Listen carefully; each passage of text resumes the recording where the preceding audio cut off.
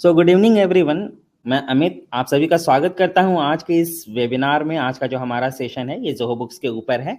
Zoho Books में जो tax essentials चीजें होती हैं एज ए जीएसटी सुविधा प्रोवाइडर जो भी हम लोग सर्विस प्रोवाइड करते हैं उसके ऊपर है। विदाउट फर्दर डिले आज हमारे साथ में पुष्पलता है जो कि जोहो बुक्स की प्रोडक्ट एक्सपर्ट हैं, जो आपको एक कंप्लीट वॉक थ्रू देंगी टैक्स एसेंशियल्स चीजों के रिलेटेड में। It's over to you Pushpa. Thank you Amit. सभी को नमस्कार। मेरा नाम पुष्पा है और मैं जोहो बुक्स टीम से हूँ। तो आप सभी का स्वागत है हमारे मंथली वेबिनार सीरीज में। तो अभी आपको पता होगा कि as a accounting software Zoho Books में हम अकाउंटिंग की सारी एंट्रीज करते हैं। एंड ऑफ द डे आपको सबसे मेन चीज़ जो होती है वो टैक्स से रिलेटेड चीज़ें होती है। आपको मंथली टैक्स जीएसटी फाइलिंग करना होता है, उसकी एंट्रीज करनी होती है। तो आज का जो हमारा सेशन रहेगा वो पूरे टैक्स से रिलेटेड रहेगा। आज का हमारा एजेंडा रहेगा इंट्रोडक्शन एंड जीएसटी फाइलिंग्स देखेंगे। जोहो बुक से आप क्या क्या जीएसटी फाइलिंग कर सकते हैं। एंड देन ई इनवॉइसिंग के बारे में देखेंगे, कैसे आप ई इनवॉइस के पोर्टल से कनेक्ट करके जोहो बुक से सीधा ई इनवॉइसिंग के लिए पुश कर सकते हैं। देन ई वे बिल किस तरह से जनरेट होता है और ई वे बिल क्या है, ये सब हम देखेंगे। एंड में आपका एक रीकैप एंड Q&A सेशन रहेगा। तो सबसे पहले देखते हैं जीएसटी फाइलिंग। तो जीएसटी आप सभी को पता है कि सारे रजिस्टर्ड पर्सन को फाइल करना होता है। तो आप अगर जीएसटी में रजिस्टर्ड है तो जोहो बुक्स यूज करते हैं तो सबसे पहला आपको जीएसटी का सेटिंग्स करना होता है जोहो बुक्स में। आप स्क्रीन पे देख सकते हैं जीएसटी का सेटिंग्स। यहाँ पे आपको अपने जीएसटी के सारे डिटेल्स, नंबर, ये सब प्रोवाइड करके आपको सेव करना होता है। एंड आप डायरेक्टली जब फाइल करते हैं जोहो बुक से तो आपको ये इम्पॉर्टेंट है, यहाँ पे आपको ऑनलाइन फाइलिंग सेटिंग्स जो होता है उसमें आपको अपने हिसाब से रिपोर्टिंग पीरियड या कब से आप फाइल कर रहे हैं या आपका जो भी जीएसटी है क्यूआरएमपी स्कीम में आता है या नहीं, ये सब चीज़ें आपको यहाँ पे फिल करके सेव करना होगा। जैसे ही आप ये करेंगे आपका जीएसटी सेटिंग्स के बाद जो भी टैक्स से रिलेटेड अकाउंट्स होते हैं ऑटोमेटिक जोहो बुक्स में वो क्रिएट हो जाएगा। उसके बाद जब हम कॉन्टैक्ट क्रिएट करेंगे जो भी कस्टमर और वेंडर का, उस पे आप देख सकते हैं ये अदर डिटेल्स के नीचे आपको ये जीएसटी से रिलेटेड फील्ड्स मिलेंगे जहाँ पे आप अपना कस्टमर या वेंडर उनके जीएसटी नंबर जो है वहाँ पे डालेंगे। एज अ आप सभी को पता होगा जोहो बुक्स एक जीएसटी सुविधा प्रोवाइडर है। तो आप जैसे ही यहाँ पे उनका जीएसटी नंबर डालेंगे और राइट साइड में गेट टैक्स पेयर डिटेल्स में क्लिक करते हैं तो ऑटोमेटिक क्या होगा, आपका ये वेरीफाई करेगा उसके हिसाब से कि जो नंबर आपने प्रोवाइड किया है ये सही है या गलत है। ये सारे डिटेल्स आप यहाँ से वैलिडेट कर सकते हैं। नेक्स्ट देखते हैं जीएसटी क्या क्या रिटर्न्स हम देखने वाले हैं आज। तो सबसे पहले summary of outward supply GSTR 1, उसके बाद आईएमएस जो अभी न्यू इंट्रोड्यूस हुआ है जीएसटी के साइड से वो, उसके बाद जीएसटीआर 2A 2B का reconciliation and 3B filing. At last आप देखेंगे कि जीएसटीआर 9 कैसे फाइल होता है जोहो बुक से। तो सबसे पहले जीएसटीआर 1 क्या है। जैसे कि आप जो भी सेल्स करते हैं, जो भी आप कस्टमर को अपने प्रोडक्ट या सर्विस प्रोवाइड करते हैं, तो आपका सेल्स ट्रांजैक्शन है। यहाँ पे आपका लिमिट दिया हुआ है 5 करोड़ से टर्नओवर अगर ज़्यादा है या कम है उसके बेसिस पे ही आपका मंथली फाइलिंग या क्वार्टरली फाइलिंग है ये डिसाइड होता है। जो भी रेगुलर बिजनेस रजिस्टर्ड पर्सन्स होते हैं उन सभी को जीएसटीआर 1 जो है वो फाइल करना ज़रूरी होता है। और ये सारी जो लिस्ट हमने प्रोवाइड की ये जो वो है जिनका जीएसटीआर 1 फाइलिंग जो है वो नहीं होगा, जैसे आप लिस्ट देख सकते हैं कॉम्पोजिशन स्कीम में है या ISG, tax deductor, e commerce से रिलेटेड पर्सन, ये सारे जो डिटेल्स हमने दिए इनके लिए जीएसटीआर 1 जो फाइलिंग है एप्लीकेबल नहीं रहेगा। नेक्स्ट अब देखते हैं जोहो बुक से जीएसटीआर 1 फाइलिंग कैसे करेंगे। तो ये जोहो बुक्स का डैशबोर्ड है। यहाँ पे हम सबसे पहले जीएसटी फाइलिंग के मॉड्यूल में जाएंगे। यहाँ अगर आपका ब्रांच एनेबल्ड है तो मल्टीपल जीएसटीएन नंबर दिखेगा, अगर एनेबल्ड नहीं है तो सिंगल जीएसटीएन दिखेगा। तो हम यहाँ पे व्यू रिटर्न्स में क्लिक करेंगे और यहाँ पे आप देख सकते हैं आपका जीएसटीआर 1। यहाँ ऑल ट्रांजेक्शन दिखेगा। जब ये ट्रांजेक्शन पे आप क्लिक करते हैं आपको यहाँ सारे ट्रांजेक्शन दिखेंगे जो कि आपका B2B, B2C, एक्सपोर्ट इनवॉइस, जो भी आपका इनवॉइसेस है यहाँ पे लिस्ट आउट होगा। तो आप यहाँ से वेरीफाई कर सकते हैं आपकी ट्रांजेक्शन और उसकी वैल्यू सब सही है या टैक्स सही तरीके से दिख रहा है। नेक्स्ट हम पुश टू जीएसटीएन टैब में जाएंगे और यहाँ पे आप देख सकते हैं डिटेल में आपका HSN वाइज डिटेल्स या B2C का कितना है, तो ये सारे आप अलग अलग से वेरीफाई करके राइट साइड टॉप में आपको पुश टू GSTN का बटन मिलेगा। यहाँ पे आप क्लिक करेंगे तो आपका एक OTP जनरेट होगा। ये OTP उस नंबर पे जाएगा जो भी आपके GST के पोर्टल में रजिस्टर्ड है, तो वो नंबर आप यहाँ पे डालेंगे। पुश शेड्यूल होगा। शेड्यूल होने के बाद आपको थोड़ी देर में नोटिफिकेशन आएगा यहाँ जो बेल आइकन में।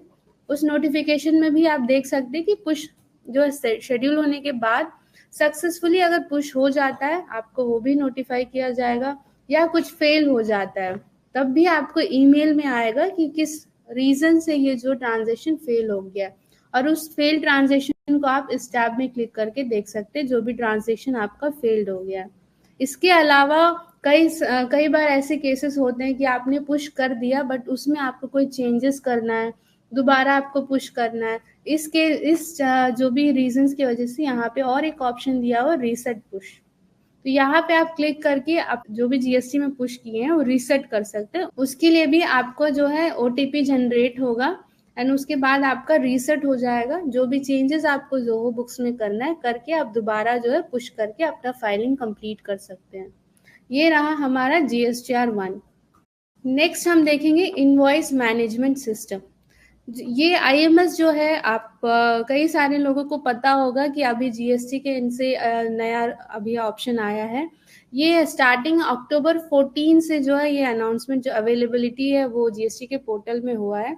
तो IMS एक्चुअली किस लिए है? पहले क्या था फ्लो आपका GST फाइलिंग का, आप पहले GSTR 1 फाइलिंग करते थे एंड देन GSTR 2 भी रिकनसाइल करते थे आपके जो भी ITC है उसके लिए, देन एट लास्ट आपका GSTR 3 भी फाइलिंग होता था। अब फ्लो क्या हो गया, पहले GSTR 1 फाइल करेंगे, उसके बाद आपके जो भी वेंडर्स होंगे वो जैसे कि GSTR 1 या IFF ये सारे फाइलिंग करते हैं, उसके बेसिस में IMS में आपका डेटा जो है पुल होता है एंड आप उसके जो भी एक्शंस करते हैं उसके बेसिस पे ही आपके GSTR 2 भी रिकंसिलेशन में डेटा जो है पॉपुलेट होगा। उसके बेसिस पे आप ITC क्लेम करेंगे, देन आपका 2 भी रिकंसाइल होने के बाद 3B का जो फाइलिंग है वो आप कंप्लीट करेंगे। ये न्यू फ्लो है। और इसमें क्या क्या एक्शंस होता है इनवर्ट IMS पे, और IMS जो है अभी इनवर्ट सप्लाईज के लिए ही स्टार्ट हुआ है। उसमें जो एक्शंस आपके रहेंगे 4 एक्शन, जैसे कि एक्सेप्टेड होता है, अगर आपका जो भी ट्रांजेक्शन आप एक्सेप्ट करते हैं वो 2B का पार्ट होगा, 2B में पॉपुलेट होगा। अगर आप रिजेक्ट करते हैं वो 2B में नहीं जाएगा। अगर पेंडिंग स्टेटस ऑप्शन होता है, अगर उस पे करते हैं ये कैरी फॉरवर्ड होके अगला मंथ आपका जो नेक्स्ट मंथ है उसमें दोबारा ये ट्रांजेक्शन दिखेगा। ये तीनों ऑप्शन के अलावा अगर कुछ भी आप एक्शन सेलेक्ट नहीं करते हैं तब आपका ये नो एक्शन में जाता है, जो कि ऑटोमेटिकली डीम्ड एक्सेप्टेड हो जाता है और वो 2B में आपका शो होता है। तो ये आपका जो रहेगा इस तरीके से ही आपका जोहो बुक्स में दिखेगा। आप यहाँ पे देख सकते हैं पुल फ्रॉम GSTN का ऑप्शन है। जैसे ही आपका IMS डैशबोर्ड में अगर आप जाते हैं पुल फ्रॉम GSTN में आप क्लिक करेंगे, क्लिक करते ही आपका जो है GST के पोर्टल से डेटा जो है फेच करता है। फेच करने के बाद आपका एक्शन के बेसिस पे जहाँ यहाँ मैच्ड पे आपको ट्रांजेक्शन दिखेगा, जो भी ट्रांजेक्शन अगर आपके जोहो बुक्स में जो भी अवेलेबल है एंड जो पुल हुआ है अगर दोनों मैच करेगा मैच में आएगा। अगर कुछ पार्शियली मैच्ड है आपका जो है यहाँ पे देख सकते हैं ये एंट्री पार्शियली मैच्ड है, मतलब ये डेट में डिफरेंस है यहाँ पे, तो ये जो है अभी मैच नहीं है, पार्शियली मैच्ड है बट बाकी डिटेल्स मैच है। देन आपका मिसिंग इन जोहो बुक्स, मतलब ये पोर्टल में है बट जोहो बुक्स में ये एंट्री नहीं है इसलिए मिसिंग में दिखा रहा है। देन जो भी आप एक्शंस कर लेते हैं वो एक्शंस एक्सेप्टेड या पेंडिंग है जो भी कर देते हैं वो सारे रिव्यू टैब में आपको शो करेगा। यहाँ आप देख सकते हैं एक्शन बटन में आपको सारा ऑप्शन आएगा, एक्सेप्ट या पेंडिंग या नो एक्शन। सो सारे रिव्यूड वाले इसमें आपको दिखेंगे। लास्ट आता है रिव्यू होने के बाद आपको पुश करना होता है GST के पोर्टल पे वापस। इसी के बेसिस पे आपका जो है GSTR 2 भी अपडेट होगा जिसके थ्रू आप ITC क्लेम कर सकते हैं। तो यहाँ पे आप देख सकते हैं push to GSTN ready to be pushed जो है इसी में आपको जो है सारे ट्रांजेक्शन दिखेंगे। यहाँ हमने एक ट्रांजेक्शन एक्सेप्ट किया है जो सही है, एक रिजेक्ट हुआ है, ठीक है। तो इस तरीके से आपका जो है ट्रांजेक्शन जो भी आपने एक्शन लिया है यहाँ दिखेगा। देन आप पुश टू जीएसटीएन में क्लिक करेंगे तो आपका डेटा जीएसटी पोर्टल में पुश होगा। पुश होने के बाद इस तरीके से आप प्रोसीड करेंगे एंड देन आपका सक्सेसफुली शेड्यूल हो जाएगा। जिस तरीके से आप बाकी जीएसटी की फाइलिंग करते हैं इसी तरीके से ये भी शेड्यूल हो जाएगा एंड देन आपको नोटिफिकेशन आएगा कि ये पुश हो गया है। अगर कुछ एरर आता है तो सेम जैसे जीएसटीआर 1 में हमने देखा है वैसे ही फेल ट्रांजेक्शन में दिखेगा किस वजह से ये हुआ है करके। अगला देखते हैं GSTR 2A and 2B reconciliation. GSTR 2A and B में आपका कुछ डिफरेंस होते हैं और बाकी दोनों का काम सेम रिकंसाइल करता है। और जैसे ये डिफरेंस देख सकते हैं 2A डायनामिक होता है, जैसे जैसे आपके सामने वाला पार्टी ट्रांजेक्शन्स क्रिएट करते हैं उसके बेसिस पे यहाँ चेंजेस होते रहेगा। जैसे वो अपना इनवॉइस अपडेट करते तो आपके यहाँ पे वैल्यू जो परचेज का वो अपडेट होगा। एंड 2B क्या होता है, स्टैटिक होता है। एक जैसे 2B का है 14th ऑफ एवरी मंथ आपका जनरेट होता है, तो 14th के बाद अगर कोई ट्रांजेक्शन आपके वेंडर वहाँ फाइल करते हैं अपडेट करते हैं वो आपका 2B में रिफ्लेक्ट नहीं करेगा। यही 2A में क्या होगा, 14 के बाद भी ऑटोमेटिक रियल टाइम में जैसे जैसे आपके वेंडर्स फाइलिंग करते हैं वैसे आपका जो ट्रांजेक्शन है अपडेट होते रहेगा। एंड 2A का मेन कंसर्न जो होती है रिकंसाइल करने के लिए, और 2B जो होता है वो आप उसके बेसिस पे ही आईटीसी क्लेम कर सकते हैं। अब देखते हैं जोहो बुक्स से आप जीएसटीआर 2A और 2B रिकंसिलेशन कैसे कर सकते हैं। आपका ऑलमोस्ट जो यूआई आप देख सकते हैं 2A और 2B के लिए सेम होता है, और यहाँ पे आप देख सकते हैं इस तरीके से आपको ट्रांजेक्शन दिखेगा। आप फेच करेंगे, यहाँ पे भी आपको ऑप्शंस रहेंगे 4 डिफरेंट, मैच्ड, पार्शियली मैच्ड। तो मैच्ड ट्रांजेक्शन वो होते हैं जो जीएसटी के पोर्टल और आपके जोहो बुक्स में दोनों मैच हुआ है। मैच हुआ है तो आप यहाँ पे एक्शन में आपको एक्सेप्ट का ऑप्शन मिलेगा, तो आप यहाँ से एक्सेप्ट कर सकते हैं। पार्शियली मैच्ड में आपका कुछ डिफरेंस हो सकते हैं, कोई भी डेट में या टैक्स रेट में या टोटल वैल्यू में डिफरेंस हो सकते हैं। अगर वो डिफरेंस है तो पार्शियली मैच में आएगा। या तो आप उसको एक्सेप्ट कर सकते हैं या मॉडिफाई करके मैच कर सकते हैं। हो सकता है जीएसटी पोर्टल में 100 रुपीज़ है एंड आप अपने जोहो बुक्स में 90 रुपीज़ की है और 100 सही है तो आप मॉडिफाई करके उसको अपडेट कर सकते हैं। Then missing in Zoho Books, इसमें क्या होता है कि आपके पोर्टल में वैल्यू है बट आपके जोहो बुक्स में ये ट्रांजैक्शन नहीं बना है, तो ये मिसिंग इन जोहो बुक्स में दिखेगा। और जब आप या तो इसको क्रिएट करके मैच कर सकते हैं, एंट्री अगर नहीं है तो क्रिएट करेंगे तो मैच होगा, अगर नहीं, अगर रिजेक्ट करते हैं तो यहाँ से वो रिजेक्ट होगा। और इसके रिजेक्ट करने से जीएसटी के पोर्टल से ये रिमूव नहीं होता है, यहाँ आप ओनली रिजेक्टेड में आपका जो स्टेटस चेंज होगा। देन मिसिंग इन जीएसटीएन, इस ये जो ट्रांजेक्शन है आपके जोहो बुक्स में अवेलेबल है बट जीएसटी के पोर्टल में ये अवेलेबल नहीं है। ये सारी चीजें करने के बाद आप रिकंसाइल टैब यहाँ देख सकते हैं। इस रिकंसाइल टैब में जो भी ट्रांजेक्शन आपका रिकंसाइल हो गया है वो यहाँ पे दिखेगा। यहाँ पे भी एक्शंस होते हैं, अपने हिसाब से आप उसको कर सकते हैं। देन हम देखते हैं कि आईएमएस में जो भी क्वेरीज आते हैं उस चीज को देखते हैं। Which records are available in IMS for action, तो जो भी रिकॉर्ड्स आपके सामने वाले पार्टी जो भी जीएसटीआर 1, 1A, आईएफएफ ये सारे अगर फाइलिंग करते हैं और आईटीसी के लिए जो भी आईएमएस में अपडेट होगा तो वो आपके जो है डायरेक्टली यहाँ पे इनएलिजिबल होता है।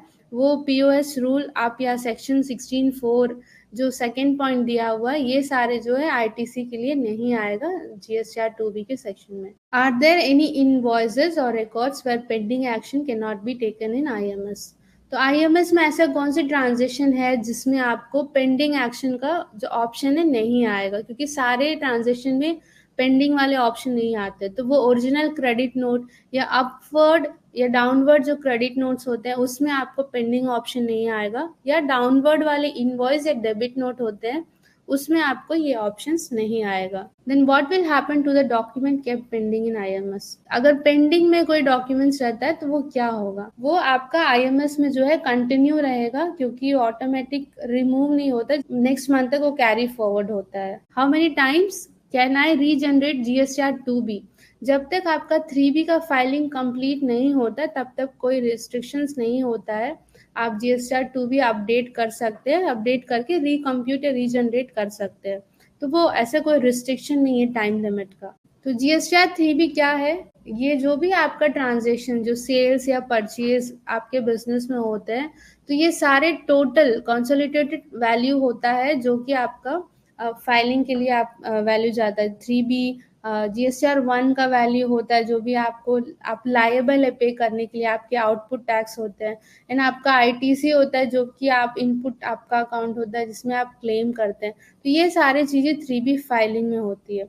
अगर आपका कोई ट्रांजैक्शन नहीं है किसी मंथ पे, तो भी आपको ये नील रिटर्न जो है फाइल करना होता है 3B में।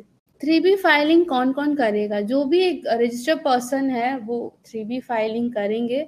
एंड को जो भी कॉम्पोजिशन स्कीम या ISD या नॉन रेसिडेंट सप्लाई, ये सारे जो लोग होंगे ये GSTR 3B की जो फाइलिंग है उसके अंडर नहीं आएंगे। नेक्स्ट देखते हैं RCM लायबिलिटी ITC स्टेटमेंट। तो ये जो है एक नया ऑप्शन आया है जहाँ पे आपका जो भी ITC RCM है रिवर्स चार्ज के लिए, उसमें ओपनिंग बैलेंस डालने का ऑप्शन, ये ऑप्शन अभी ऐड हुआ है जहाँ पे आप अपने अकॉर्डिंग, अगर आपने ITC ज़्यादा क्लेम कर दिया है या ऑलरेडी आपने क्लेम कर दिया है बट आपने और जो लाइबिलिटी है उसने पे नहीं किया, उसके बेसिस पे आपका पॉजिटिव या नेगेटिव वैल्यू जो है वो आप as a opening balance add करेंगे। तो ये है हमारा डैशबोर्ड जोहो बुक्स में, जहाँ पे आप जैसे ओपनिंग बैलेंस ऐड करते हैं नेगेटिव या पॉजिटिव, तो उसके हिसाब से यहाँ पे आपको जोहो बुक्स में दिखेगा। और जोहो बुक्स में अगर आप देखते हैं कहाँ पे ये ऑप्शन आपको मिलेगा, तो ये जोहो बुक्स है, यहाँ पे आप देख सकते हैं GSTR 3B के यहाँ पे जैसे व्यू समरी है, इसी के बगल में आपको व्यू RCM ओपनिंग बैलेंस। तो इसमें जब आप करते हैं तो आपका जो वैल्यू है, वैल्यू डालने के बाद यहाँ पे आप देख सकते हैं डैशबोर्ड, इसी तरीके से आपके जोहो बुक्स में जो भी ओपनिंग बैलेंस है RCM की वो यहाँ पे दिखेगी। नेक्स्ट देखते हैं GSTR 3B फाइलिंग किस तरीके से हम जोहो बुक्स में कर सकते हैं। तो 3B के लिए आप सेम वे से GSTR 3B फाइलिंग के बगल में जो व्यू समरी वहाँ पे क्लिक करेंगे। यहाँ आप देख सकते हैं हमारे जो जितने भी सेल्स ट्रांजेक्शन या परचेज ट्रांजेक्शन ये सब हुए, वो सारा आपको यहाँ पे टोटल दिखेगा। इसी के बेसिस पे आपका फाइलिंग होगा। एंड इसके अलावा अगर आपका जो है ITC, जैसे मैंने बताया ITC आपको अपडेट करना है, यहाँ पे आप देख सकते हैं ITC रिवर्सल, अगर आपने ज़्यादा क्लेम कर दिया है उसको रिवर्स करना, या आपने लास्ट मंथ में रिवर्स किया अभी उसका क्लेम नहीं हुआ है, तो वो सारी चीज़ें आप यहाँ पे अपडेट कर सकते हैं। यहाँ पे आपको ऑप्शन दिया हुआ है ITC रिवर्स अगर हुआ है तो उसका, या आपका ITC ज़्यादा क्लेम हो गया उसके हिसाब से अपडेट करेंगे। अपडेट करने के बाद यहाँ पे आप पुश टू GSTN में क्लिक करके आपका डेटा जो है GST के पोर्टल में पुश करेंगे।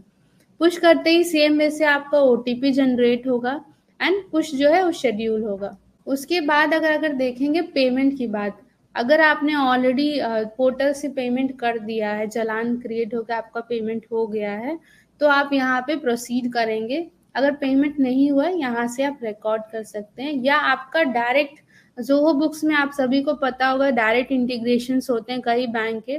तो अगर आपका इंटीग्रेटेड है, फॉर एग्जांपल HSBC बैंक है, अगर आपका इंटीग्रेटेड है जोहो बुक से, तो आप डायरेक्टली यहाँ से भी पेमेंट कर सकते हैं GST के पोर्टल में। तो वंस पेमेंट हो गया तो नेक्स्ट आपका फाइलिंग प्रोसेस रहेगा। अगर आपका डेटा पुश हो गया, आप वेरीफाई कर लिए हैं बिना कोई एरर के, अगर आप फाइल अपडेट हो गया है, तो आप यहाँ पे फाइल नाउ के बटन में क्लिक करेंगे और आपका जो है यहाँ मार्क एज फाइल का ऑप्शन है। जैसे वहाँ फाइलिंग कंप्लीट हो जाता है जोहो बुक्स में, यहाँ मार्क एज फाइल में आप क्लिक करेंगे। इसके अलावा जोहो बुक्स का विंडोज़ एप्लीकेशन है, वहाँ से भी आप, अगर आप विंडोज़ एप्लीकेशन यूज़ करते हैं उसके थ्रू भी आप GSTR 3B है उसकी फाइलिंग आप कर सकते हैं। अगर GSTR 3B जो है फाइलिंग कंप्लीट होने के बाद क्या होगा, ऑटोमेटिक एक जर्नल पोस्ट होता है जोहो बुक्स में। वो जर्नल इसलिए क्योंकि हमारा जो फाइलिंग हो रहा है, हो सकता है कि हम अपने जो पेमेंट है बैंक से कर रहे हैं, या ITC मतलब आपका जो भी ITC है उससे एडजस्ट हो रहा है, उसके बेसिस पे एक जर्नल पोस्ट होता है। आप स्क्रीन पे देख सकते हैं ये सारे, जैसे आउटपुट है जो मेरा पेएबल है, लायबल है पे करने के लिए, इनपुट है जो ITC आपको मिल रहा है, तो ये सारे एडजस्टमेंट होते हैं। इसके अलावा अगर आपके कोई लेट फी या इंटरेस्ट है वो भी यहाँ पे जर्नल में पोस्ट होगा इस तरीके से। तो वो जर्नल जो है आपका, आप यहाँ देख सकते हैं जो भी हम पे कर रहे हैं एज अ कैश पे कर रहे हैं वो कैश लेजर में ट्रैक होता है।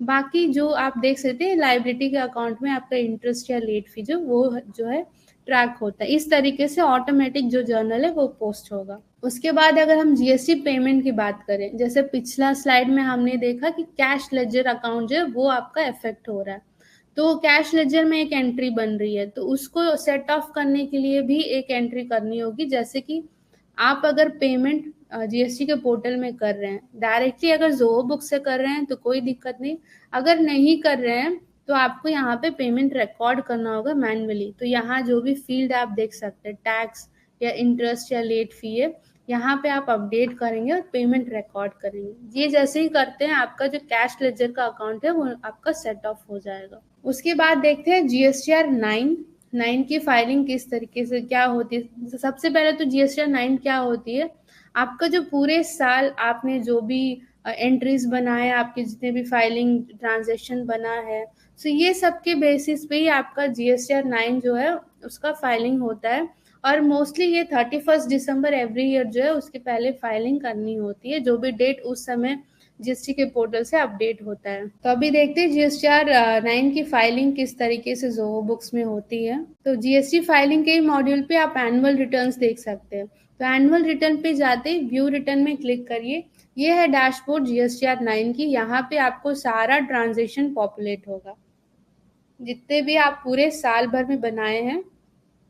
यहाँ आपका जो है डेट आप देख सकते हैं और यहाँ से आप रीजनरेट करेंगे। अगर आप फर्स्ट टाइम कर रहे हैं तो आपको ऊपर यहाँ पे ऑप्शन आएगा डेट सेलेक्ट करने के लिए।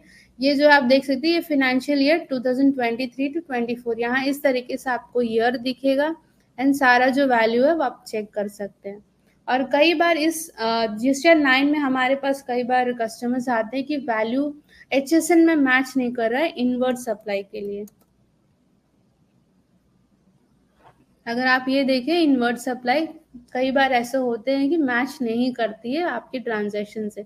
इसका रीज़न ये हो सकता है जैसे कि बिल में एचएसएन जो डिटेल्स होता है वो मैंडेटरी नहीं होता अपडेट करना, तो कई बार कस्टमर्स मिस कर जाते हैं अपडेट करने के लिए। तो आप क्या करेंगे, आपको श्योर देखना होगा, चेक करना होगा जितने भी बिल्स आप बनाते हैं उसमें एचएसएन नंबर सारे आइटम के लिए प्रोवाइड होना चाहिए। सो बेटर है कि आप जब भी आइटम क्रिएट करते हैं, उससे आपका गुड्स हो सर्विस हो, आप जो भी आइटम क्रिएट करते हैं वहाँ पे एचएसएन या एसएससी का वैल्यू जो पहले ही अपडेट कर दीजिए, ताकि यहाँ पे आपको कोई मिसमैच नहीं आएगा। और अगर आपको कोई वैल्यू एडिट करके अपडेट करनी है जीएसटीआर 9 में ही, जैसे आप स्क्रीन पे देख सकते हैं इस तरीके से, अगर आप एडिट बटन में क्लिक करते हैं तो यहाँ पे आप देख सकते हैं उसका डिटेल व्यू आपको दिख जाएगा, इसमें क्या क्या है, या पोर्टल या जोहो बुक्स में कभी कभी आप नोटिफिकेशन आएगा कि वहाँ पे कोई मिसमैच है जीएसटी के पोर्टल और जोहो बुक्स में, तो वो आप यहाँ पे क्लिक करके उसका डिफरेंस जो है यहाँ देख सकते हैं एक्चुअली कहाँ पे क्या डिफरेंस हो रहा है करके। नेक्स्ट कुछ कॉमन एरर्स हम देखते हैं। Why is the value of the HSN wise value and other row value not equal in GSTR 1। ये कई बार हमें रिसीव होते हैं क्वेरीज की जो एचएसएन वैल्यू है जीएसटीआर 1 में वो क्यों मैच नहीं करता है। इसके देखिए सिंपल रीजन है, आपका जो एचएसएन आप जो भी चेक कर रहे हैं, कई बार ऐसे होते हैं कि आप क्रेडिट नोट्स नहीं चेक करते हैं या रिफंड होता है ये सब नहीं चेक करते। इसके अलावा क्या होता है, इनवॉइस में हमारे जो आइटम्स होते हैं उसके अलावा कभी डिस्काउंट भी होता है या शिपिंग चार्जेस भी होते हैं या टीसीएस टीडीएस भी होता है, तो ये भी होते हैं। और उसको क्या करते हैं कस्टमर्स डायरेक्टली इनवॉइस का टोटल वैल्यू और एचएसएन के साथ मैच करते हैं, तो डिफरेंस ऑब्वियसली आएगा क्योंकि उसमें आपका शिपिंग चार्ज ये सब नहीं जाता है। जो भी टैक्स वैल्यू होते हैं वो आप मैच करते समय ये ध्यान रखें कि ये सब एक्सक्लूड करके ही आप मैच करें। Why some credit notes not showing GSTR 1, ये भी क्वेरीज आते हैं कि क्यों कुछ कुछ क्रेडिट नोट्स होते हैं जीएसटीआर 1 के रिपोर्ट में नहीं शो होते हैं। ये रीजन हो सकता है कि आपका जो क्रेडिट नोट है वो B2C कस्टमर्स के लिए बना है, और B2C के लिए बना है तो आपको अलग से नहीं शो करेगा, ऑटोमेटिकली जो भी इनवॉइस होता है उसके वैल्यू में माइनस करके ही आपका इनवॉइस वैल्यू जो अपडेट होता है। तो क्रेडिट नोट्स अलग से मतलब कंज्यूमर्स के लिए नहीं, B2C ट्रांजेक्शन का जो वो नहीं शो करता है। उसके बाद और एक केस है, जैसे हमने जीएसटीआर 3B के जो जर्नल है वो हमने देखा, वहाँ पे क्या हो रहा है, आपका इंटरेस्ट या लेट फी का जो है जर्नल बनता है लाइबिलिटी अकाउंट में, तो लाइबिलिटी में वो वैल्यू वैसे ही रह जाता है क्योंकि हमारा एक सिंगल एंट्री हो रहा है। बट एक्चुअली आप उसको एक्सपेंस में दिखाना अगर चाहते हैं तो सिंपल आप एक जर्नल पोस्ट करेंगे, आपका जो इंटरेस्ट है लेट फी अकाउंट है उसको आप सेलेक्ट करेंगे, उसके अगेंस्ट आप कोई भी एक एक्सपेंस अकाउंट अगर है तो ठीक है, नहीं तो बना के उसके अगेंस्ट जो है जर्नल पोस्ट कर देंगे, तो आपका जो है ये लाइबिलिटी में जो इंटरेस्ट या लेट फी है वो आपका नलीफाई हो जाएगा। नेक्स्ट हम देखते हैं ई इनवॉइस के बारे में।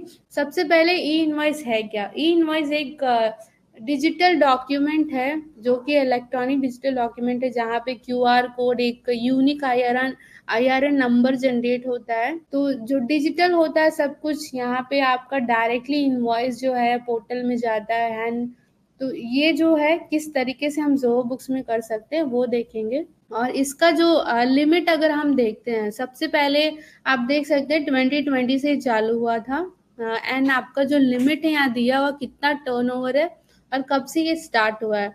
तो अभी जो है 5 करोड़ या उसके से ज़्यादा है, उन सारे टैक्स पेयर्स के लिए जो है ई इनवॉइस बनाना ज़रूरी है। और कौन कौन ई इनवॉइस जो है वो बनाएंगे, यहाँ पे सप्लाई टाइप आप देख सकते हैं, B2B एक्सपोर्ट या आपका SEZ में जा रहा है या डीम्ड एक्सपोर्ट है, ये सारे जो है सप्लाई टाइप है जिसके लिए ई इनवॉइस जो एप्लीकेबल है।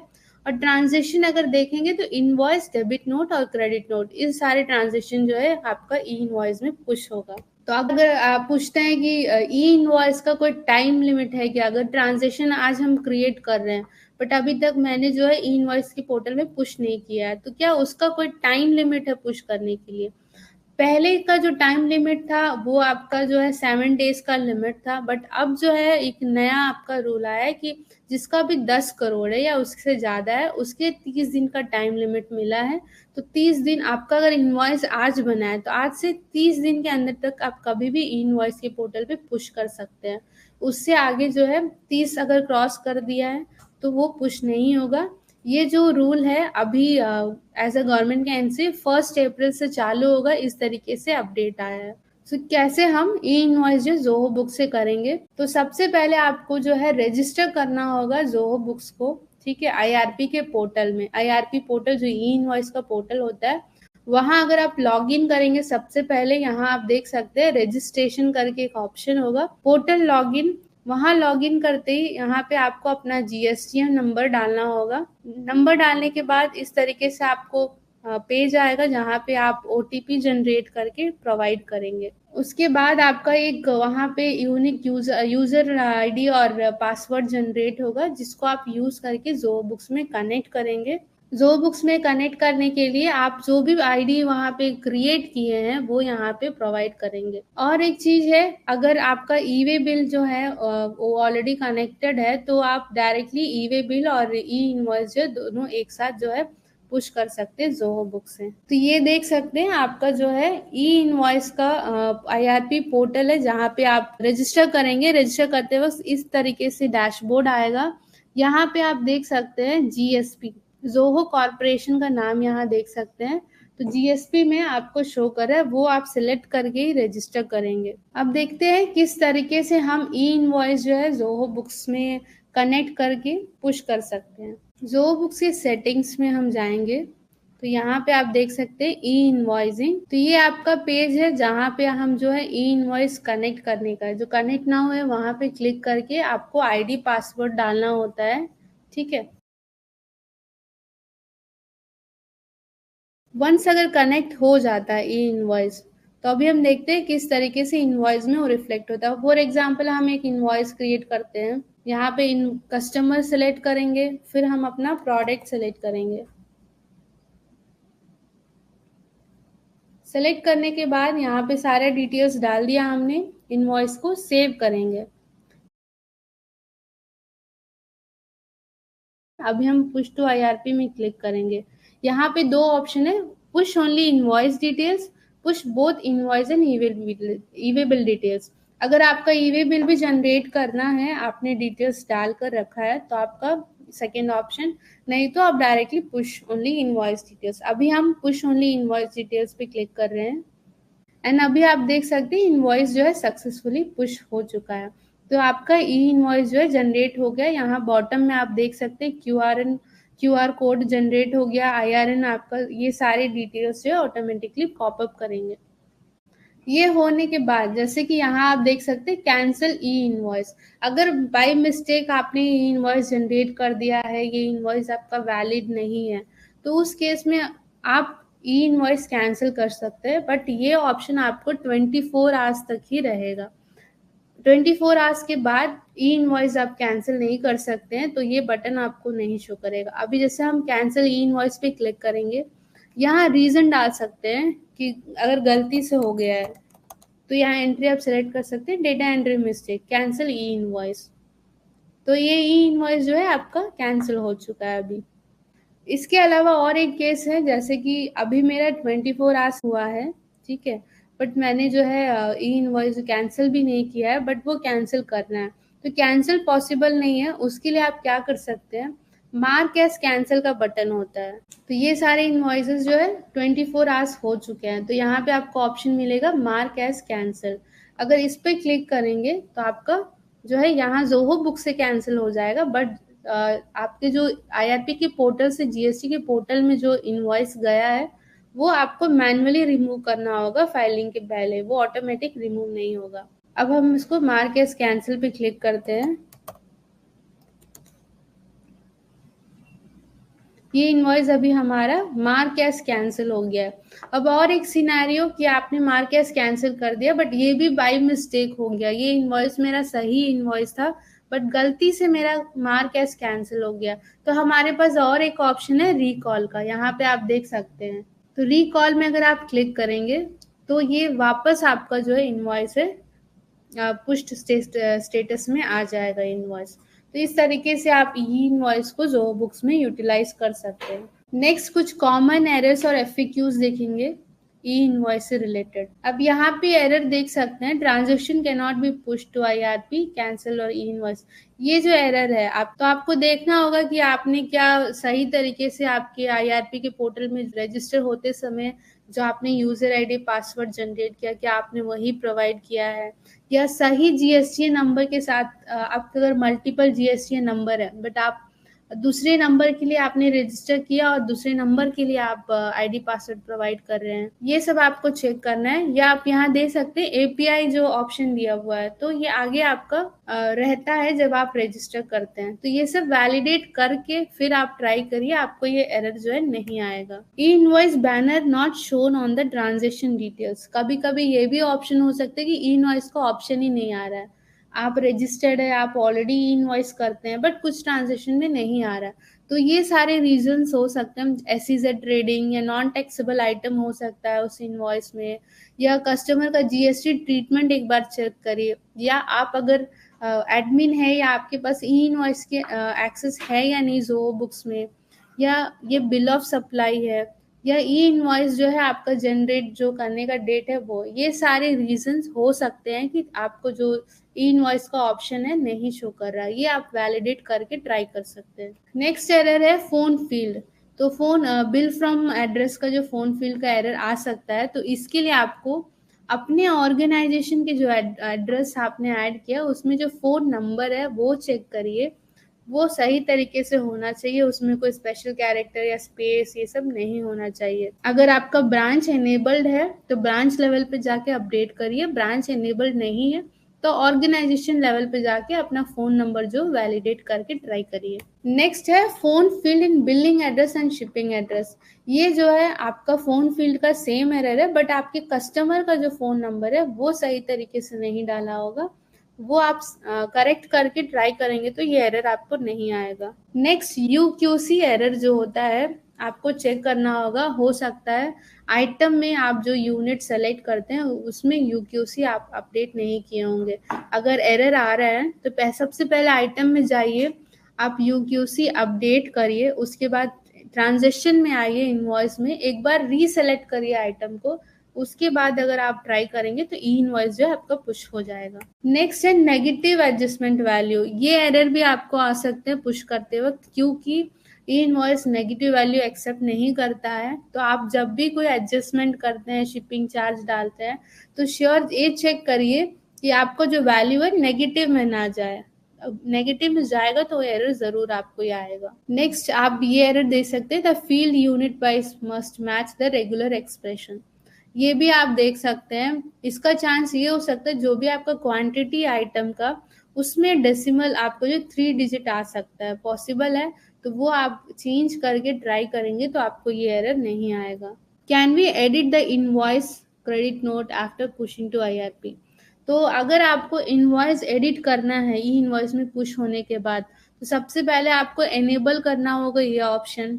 एनेबल करेंगे तभी आपका जो है एडिट करने का ऑप्शन मिलेगा, लेकिन सारा डिटेल्स आप एडिट नहीं कर सकते हैं।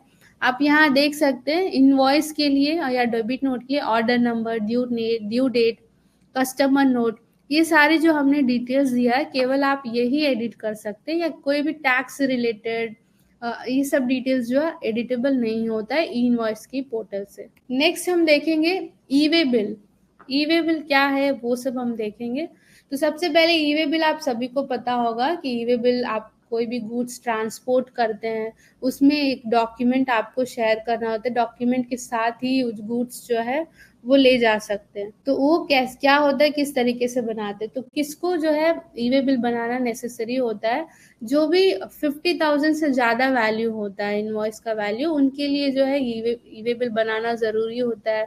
या जॉब वर्क के लिए आपका जो है आउट ऑफ स्टेट जा रहा है, ये सारे जो डिटेल्स है, या 50 किलोमीटर से ज़्यादा जा रहा है तो ई वे बिल बनाना नेसेसरी होता है। और ई वे बिल कब रिक्वायर्ड नहीं होता है, सेम 50,000 50,000 से अगर कम वैल्यू हो, ये सारे लिस्ट आप चेक कर सकते हैं। और एग्जम्प्टेड गुड्स हो, जो भी गुड्स जा रहा है वो पोर्ट, एयरपोर्ट, कार्गो, ये सबसे जाता है। तो कस्टम डिपार्टमेंट का अगर है उस सब में आपका ई वे बिल जरूरत नहीं होता है। तो कैसे हम ई वे बिल जनरेट कर सकते हैं जोहो बुक से, वो हम पहले देखेंगे। उसके लिए भी आपको जैसे ई इनवॉइसिंग नहीं है, आप डायरेक्टली ई वे बिल अगर जनरेट करना चाहते हैं, सेम तरीके से आपको GST सुविधा प्रोवाइडर जो जोहो कॉर्पोरेशन को वहाँ जनरेट करना होगा, पहले रजिस्टर करना होगा। वहाँ पे भी आपका जो है पासवर्ड जनरेट होगा। जनरेट करते वक्त आपका OTP आएगा, फिर आप वहाँ पे GSP सेलेक्ट करेंगे जोहो कॉर्पोरेशन को, फिर user name and OTP generate करने के बाद सेम यूजर नेम को आप जोहो बुक्स में यूज करेंगे। तो कैसे जोहो बुक्स में सेटअप करना होता है वो हम आगे देखते हैं। तो जोहो बुक सेटिंग्स ई वे बिल में जाएंगे, यहाँ कनेक्ट नाउ पे क्लिक करेंगे। यहाँ वो यूजर नेम डालेंगे जो आपने वहाँ पे GST सुविधा प्रोवाइडर में रजिस्टर किया था। यूजर नेम डालने के बाद पासवर्ड अपडेट करेंगे। ध्यान रखिएगा कि जो GST हम कनेक्ट नाउ क्लिक कर रहे हैं वो सेम चीज के सेम नंबर के लिए हम पोर्टल में भी ID पासवर्ड जनरेट किए हैं। देन आप करेंगे सेव एंड वैलिडेट। अभी आपका कनेक्ट हो गया है ई वे बिल के पोर्टल में। तो उसके बाद हम देखते हैं पार्ट्स। ई वे बिल में क्या क्या पार्ट्स होते हैं। Part A and part B होता है। पार्ट ए में आपका जो भी कंसाइनर, कंसाइनी, सप्लाई टाइप या आइटम का डिटेल्स, या ट्रांसपोर्ट का मोड, कौन सा मोड से आपका गुड्स जा रहा है, ये पार्ट ए में होता है। एंड पार्ट बी में अगर आप देखते हैं कि ट्रांसपोर्ट जो आप खुद से भेज रहे हैं या आपका कोई थर्ड पार्टी होता है आउटसोर्स कर रहे हैं, ये सारे डिटेल्स जो है पार्ट बी में होता है। ई वे बिल है वो इनवॉइस, क्रेडिट नोट और डिलीवरी चालान, ये तीनों डॉक्यूमेंट के लिए बनता है। अब देखते हैं transaction types of E way bill. इसमें 4 ऑप्शंस होते हैं। रेगुलर, तो सबसे पहले रेगुलर जो होता है डायरेक्ट आपसे आपका कस्टमर को डिलीवर हो रहा है। Bill to ship to, bill to ship to में क्या होता है, आप या तो कस्टमर को आपके जो भी बायर है वो आपके कस्टमर्स हुए हैं, तो उसके बाद उनके कस्टमर को ट्रांसफर कर रहे हैं, या डायरेक्टली आपके कस्टमर के दूसरे ब्रांच में ट्रांसफर कर आपका गुड्स मूव हो रहा है, तो वो आपका बिल टू शिप टू में आ जाएगा। बिल फ्रॉम, डिस्पैच फ्रॉम, इसमें क्या होगा, अगर आपका बिल फ्रॉम, डिस्पैच फ्रॉम और बिल टू जो एड्रेस है अगर आपकी ई इनवॉइस में ऑलरेडी अवेलेबल है तो आपका ये थर्ड ऑप्शन में जो आएगा। नहीं तो आपका कॉम्बिनेशन होता है, combination of 2 and 3, bill to ship to, bill from, dispatch from. इसमें क्या होता है, आपका जो मूवमेंट ऑफ गुड्स जो होता है आपके कस्टमर के बीच होता है, लेकिन आपका जो डिलीवरी करने वाला पर्सन और जो रिसीव करने वाला जो पर्सन होता है वो आपका कोई थर्ड पार्टी डिफरेंट पीपल हो सकते हैं, वो आपका कॉम्बिनेशन 2 और 3 में होता है। तो अब ई वे बिल क्रिएशन, तो ई वे बिल क्रिएशन जैसे डायरेक्टली आप जोहो बुक से क्रिएट कर सकते हैं, या ई वे बिल में पोर्टल में जाकर अगर आप करना चाहते हैं तो यहाँ से आप जेसन फॉर्मेट में एक्सपोर्ट करके भी कर सकते हैं। तो जोहो बुक से किस तरीके से करेंगे वो हम देखते हैं। जोहो बुक्स में आप देख सकते हैं ई वे बिल के मॉड्यूल में अगर हम जाएंगे, ये हमारा ई वे बिल है। यहाँ पे हम चेक कर सकते हैं आपका address, dispatch from bill to, ship to, ये सारे डिटेल्स आप डालेंगे। इसको डालने के बाद ट्रांसपोर्टर आईडी आपको अपडेट करना होता है, ठीक है। तो ट्रांसपोर्टर आईडी में आपका अगर कोई ट्रांसपोर्टर के थ्रू जा रहा है तो आप वो यहाँ पे ऐड कर सकते हैं। उसके बाद अगर आपका जो है यहाँ पे पहले आप पिन कोड चेक कर लीजिए कहाँ से प्रोडक्ट जा रहा है और कहाँ तक जा रहा है। उस पिन कोड के हिसाब से ही आपको कैलकुलेट करना होगा डिस्टेंस। और अगर आपका ट्रांसपोर्टर आईडी आपको ऐड करना है तो यहाँ क्लिक करके नेम और ट्रांसपोर्टर आईडी ऐड करके आप अपडेट कर सकते हैं। और कैलकुलेट डिस्टेंस में क्लिक करके डिस्पैच फ्रॉम और शिप टू में आप पिन कोड प्रोवाइड करेंगे, गुड्स कहाँ से कहाँ तक जा रहा है। तो यहाँ पे कैप्चा डाल के आप उसको चेक करेंगे कि कितना डिस्टेंस आपको आ रहा है। यहाँ पे जितना डिस्टेंस आता है वही आपको अपडेट करना है ताकि आपको कोई एरर ना आए।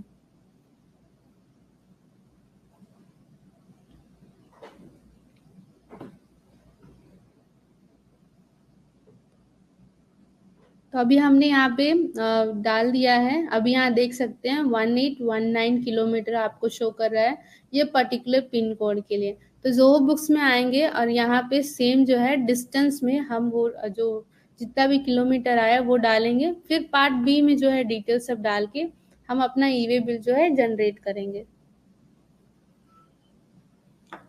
तो ये हमारा सक्सेसफुली अपडेट हो गया है। तो यहाँ आप देख सकते हैं आपका जितना भी डिस्पैच फ्रॉम, ये सारा एड्रेस जो है part A part B detail में आपको शो कर रहा है। इसके बाद हम देख सकते हैं यहाँ ऊपर में प्रिंट करने का ऑप्शन, या आपको ई वे बिल एक्सटेंड करना है, या फेच फ्रॉम पोर्टल आप देख सकते हैं, या कैंसिल करना है, ये सब ऑप्शन आपको यहाँ ऊपर में दिख जाएगा। उसके अलावा अगर ई वे बिल जो है आपने डायरेक्टली जो है जनरेट कर दिया है, अगर जोहो बुक्स में आपका यहाँ पे आपको अपडेट करना है तो यहाँ आप ऑप्शन देख सकते हैं, ऐड ई वे बिल डिटेल्स करके एक ऑप्शन मिलेगा, यहाँ क्लिक करेंगे। देन एसोसिएट ई वे बिल नंबर पे क्लिक करेंगे और जो आपका ई वे बिल का नंबर है वो आप वहाँ ऐड करेंगे। देन यहाँ वैलिडिटी पीरियड एक्सटेंशन, अगर आप ये देख सकते हैं आपको एक्सटेंड करना है तो उसके बेसिस पे भी यहाँ पे ऑप्शन है, आप एक्सटेंड भी कर सकते हैं आपकी जो ई वे बिल है उसको। सिंक करना, अगर आपका जो पोर्टल में बन गया है ई वे बिल, आप चाहते हैं डायरेक्टली यहाँ पे आप देखेंगे तो ई वे बिल में आपको एक्शंस मिलते हैं, कैंसिल करना है या फेच करना है। तो फेच फ्रॉम पोर्टल अगर करते हैं तो जिस पोर्टल में जो भी बना है वो बुक्स में आपका जो है फेच करके डिटेल दिखेगा। अगर आपको ई वे बिल कैंसिल करना है तो वो भी यहाँ पे ऑप्शन दिया है, यहाँ पे रीजन आपको अपडेट करना है कि डुप्लीकेट है या मिस्टेक से हुआ है, ये आप रीजन डाल के कैंसिल भी कर सकते हैं। और एक्सक्लूड में आप देख सकते हैं कोई अगर ई वे बिल एक्सक्लूड में हुआ है, आपको दोबारा रीस्टोर करना है तो आप यहाँ देख सकते हैं एक्सक्लूडेड में जाके रिस्टोर का बटन दिया हुआ है, आप ई वे बिल को रिस्टोर भी कर सकते हैं। देन अभी हमारे पास ई वे बिल प्रिंट का भी ऑप्शन है, आप यहाँ पे ई वे बिल के टॉप में देख सकते हैं ई वे बिल जो प्रिंट ई वे बिल, अगर यहाँ क्लिक करते हैं ये हमारा फॉर्मेट है ई वे बिल का जिस तरीके से प्रिंट होगा। लेकिन यहाँ पे मैं एक बात बताना चाहूंगी, जो ये ई वे बिल होता है ये पोर्टल का ई वे बिल सेम नहीं होता है। यहाँ पे जो भी इंफॉर्मेशन आपका है वो जरूर रहता है ये डॉक्यूमेंट में, बट ये वो ई वे बिल नहीं है जो पोर्टल से डायरेक्टली आपका प्रिंट होता है। वो आपका जो है मैंडेटरी होता है कि आप गुड्स अगर मूवमेंट अगर जा रहा है तो वो ई वे बिल भी आपको प्रिंट करना जरूरी होता है। देन अभी कुछ कॉमन एरर्स देखते हैं ई वे बिल में जो भी हमें रेगुलरली क्वेश्चंस आते हैं। Is E way bill required for service invoices, service के लिए नहीं होता है ई वे बिल, जो ओनली गुड्स के लिए होता है। What has to be done by the transporter if consignee refuse to take goods or reject the goods for any reason? तो उसके लिए क्या होगा, आप क्रेडिट नोट बनाएंगे, क्रेडिट नोट बना के उसके लिए आपको एक दोबारा ई वे बिल जो है आपको दोबारा बनाना होगा अगर गुड्स वापस आपको मिल रहा है। Should I enter the Part B details of an e-way bill generated using Zoho Books? Part B का डिटेल्स जो है, अगर हाँ आप अनदर पर्सन के थ्रू भेज रहे हैं, अगर दूसरे व्हीकल से अगर जाता है, तो आपको उस केसेस में जो है पार्ट बी डिटेल्स अपडेट करना ज़रूरी होता है, ट्रांसपोर्टर आईडी सब, ताकि आपका गुड्स अगर चेंज भी हो रहा है दूसरे व्हीकल में तो ये डिटेल्स के थ्रू ही वो हो सकता है। What is the validity of an e-way bill? तो ई-वे बिल आप स्क्रीन पे देख सकते हैं, अगर रेगुलर है तो 1 डे होता है, किलोमीटर के बेसिस पे होता है। तो वैलिडिटी भी आपका जो है कितना डिस्टेंस है उसके बेसिस पे कैलकुलेट होता है। Error related to transporter ID. Transporter ID के एरर ये आ सकते हैं, तो आपको चेक करना होगा कि आपका 15 डिजिट का जो आईडी है, नंबर है, वो सही तरीके से आपका डाला हो। ये सब चीजें चेक करके ही आपको अपडेट करना होगा, नहीं तो आपको ये एरर आ सकते हैं। How many times can part B or vehicle number can be updated for the e-way bill? तो इसमें ऐसा कोई लिमिट नहीं है, आपको जितना भी डिटेल्स अपडेट करना है आप अपडेट कर सकते हैं। वहाँ पे ऑप्शन रहेगा, वैलिडिटी जितना भी होता है ई-वे बिल का, उसके बेसिस पे आप अपडेट कर सकते हैं। Is HSN mandatory to generate e-way bill? हाँ, आपका गुड्स जो जा रहा है तो उसका HSN अपडेट करना मैंडेटरी होता है। नेक्स्ट हम एक छोटा रिकैप देखते हैं कि आज क्या क्या हमने देखा। जीएसटी की फाइलिंग हमने देखा, GSTR 1 to A to B कैसे रिकनसाइल होता है, IMS क्या है, उसके बाद RCM आपका रिवर्स चार्ज का ओपनिंग बैलेंस कैसे अपडेट करते हैं, 3B की फाइलिंग, देन आपका GSTR 9 वो हमने देखा, देन ई इनवॉइसिंग किस तरीके से कनेक्ट करके आप जोहो बुक से पुश कर सकते हैं, ई-वे बिल कैसे बनता है। तो ये सारी चीजें हमने आज देखा। आई होप कि हमारा जो सेशन है वो आपके लिए क्लियर रहा होगा। तो अभी जो है हम सेशन क्लोज करते हैं। उसके पहले अगर आपका कोई भी क्वेरीज है जोहो बुक से रिलेटेड, या जो भी टैक्स आज हमने वेबिनार दी उससे रिलेटेड, आप जोहो बुक्स के सपोर्ट में रीच कर सकते हैं। हमारा सपोर्ट ईमेल आईडी है support.india@zohobooks.com। हमारा जो टोल फ्री नंबर है 180057266771। अभी हमारा जो सपोर्ट लैंग्वेज है, जो भी अभी सपोर्ट करते हैं, इंग्लिश, हिंदी, तमिल, मलयालम, तेलुगु, कन्नड़, मराठी, गुजराती और बांग्ला, ये सारे लैंग्वेज है जो अभी जोहो बुक्स की सपोर्ट में एडेड है। तो आप भी जो भी लैंग्वेज में प्रिफर करते हैं, आप इस नंबर पे कॉल करके सेलेक्ट करके कनेक्ट हो सकते हैं। तो thank you so much for joining this session. अभी हम ये सेशन जो है क्लोज करते हैं।